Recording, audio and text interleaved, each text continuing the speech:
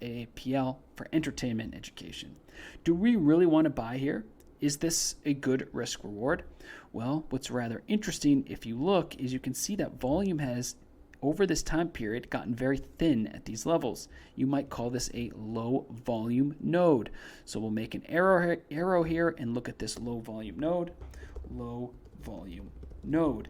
And what this means is we're saying that at this price level of about $133 per share, volume seems to, not increase much at all. And the last time it entered this region, take a look at this area, we're going to highlight it. The last time it entered this region, right, see this? Price actually dipped back down. There wasn't that much volume, and price seemed to gravitate back toward an area where volume did pick up. That's this bar here.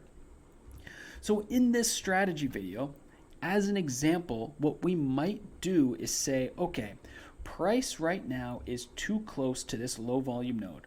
We'd rather get involved when there's more volume. The price levels that seem to get the most volume are right here, it looks like, right? $123 per share. And we can see these bars takes us all the way down to about $114 per share. So this seems to be the better region.